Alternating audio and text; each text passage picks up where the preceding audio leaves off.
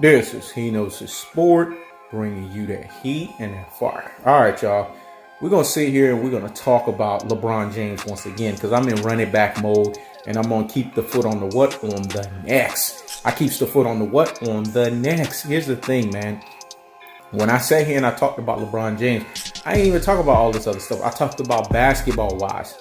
When people sit here and say that LeBron James is going to rank higher than Kobe, no, he's not. Because see, this is what these classic dotes and these troglodytes don't understand. When people look at the resume, they're going to look at how many titles you have won. The next generation is not going to be knowing all of the nuances, all of this stuff that's going on with the LBJ Riders Media and how they propagated this dude. You know what I'm saying? The LBJ Apologist and LBJ Stans. You guys will be old people by then. The new generation is going to be looking at, okay, how many championships this guy got? He got 5. How many championships this guy got? He got 3. So the one who got 5 is greater.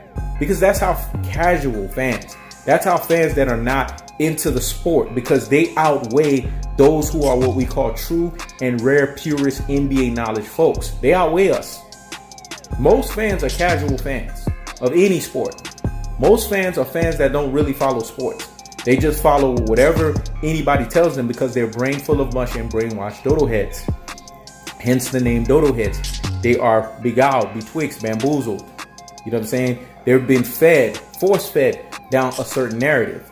So for right now, yes, the LBJ Apologists and the LBJ Stans, the LBJ Brigade are going to follow what's in front of them. But when this generation passes and the next generation comes, this is conversations I've had with my siblings. This is conversations I've had with folks. And they all have this sit-down moment and like, damn, what he said was so deep and profound. I had to sit back and, although I disagree with him, I have no choice but to agree with what he's saying. Let me say that again. Although I disagree with him, I have no choice but to agree with what he's saying because, yes, men lie, women lie, numbers don't. Like Jay-Z said, man, and it was quoted by the great Jay-Z, by the way. Men lie, women lie, numbers don't. The numbers are not going to lie. They're going to say, damn, this dude was 5 for 7, NBA Finals average, 72% NBA Finals average. That's upper echelon, 50% or better. He's in the upper echelon of the pantheon of greatness. This dude right here averaged an abysmal 33% NBA Finals average, 3 for 9. That's atrocious. That's right there with the Jerry West and the Will Chamberlain. That's where they're going to rank him at his truest and most properest levels, man. Remember, like Meek Mill say, there's levels to this shit, dog. There's gears. LeBron James is not in the upper echelon because the upper echelon is 50% or better. The reason why I have Larry Bird there is he's 50% or better NBA Finals average. Isaiah Thomas, 50% or higher NBA Finals average. Remember, he's 2 for 3. Larry Bird's 3 for 5. Do your fractions, folks. Kobe's 5 for 7. MJ 6 for 6. Magic 5 for 9. 60%. You see what I'm saying? When you do the math and you do the totality of it, Tim Duncan is damn near 5 for 6, dog. Come on, 90 fucking percent. Shaquille O'Neal 4 for 6. You guys have to do your math, man. These are upper echelon of the pantheon of greatness. Bill Russell, 11 of them damn things, dog. I mean, it's ridiculous. It's ridiculous. How many titles? Well, when you look at Jerry West, 1 for 9.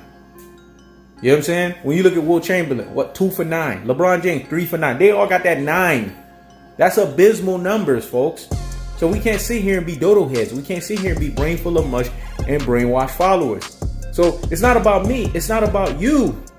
And when I say me, it's not about me, the cold-hearted, unadulterated, cutthroat truth teller coming in truth-telling fashion. Now, folks are going to know this message because now it's been put out there on social media. So whatever you say is quantified and calculated. It sticks. It's not going to go away. So once I put it out there in the social media air, it's going to be there for years to come. Let me say it again. Whatever you do is quantified and calculated. So me doing this is going to stick. And it's going to be in the social media air for years to come. Folks are going to gravitate towards what I'm saying because they're going to be like, man, this dude right here was talking that true and that rare NBA knowledge, purest stuff. They're going to come to the Yoda school. They're going to get proselytized into what we call true and rare NBA purest knowledge, folks. Because I know this shit with the best of them. I can argue this shit down with the best of them. I'm telling you, folks, man, when you look at the totality of what LeBron James brings to the table, it does not add up. It's smoke and mirrors, man. Just like my boy Earl the Truth Spence said in boxing to Terrence Bud Crawford, your boxing record is smoke and mirrors. Well, when you look at LeBron James' basketball record, it's smoke and mirrors.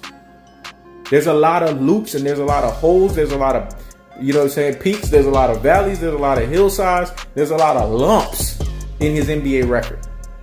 There's a lot of NBA ref gooning going on where they've gooned for him. There's a lot of cheating in regards to the NBA. There's a lot of, you know what I'm saying, conspiracy between Nike and the NBA. Remember, Nike invested $90 million in this dude. You mean to tell me the $90 million that Nike invested was supposed to be for a failed project? Come on, man. Y'all got to think. That one's for the three-dimensional thinkers, the deep thinkers out here in these NBA streets, the folks that actually use their brain to think. You guys have to look at the totality of stuff. That's the problem with people. They always look at stuff on the surface. No one's trying to peel the layers. Oof. What I said was so deep and profound. Let me rewind that because it needs to marinate in the corpus callosum and in the cerebellum. Hear me and hear me well. Everyone's always looking, or most people's always looking on the surface.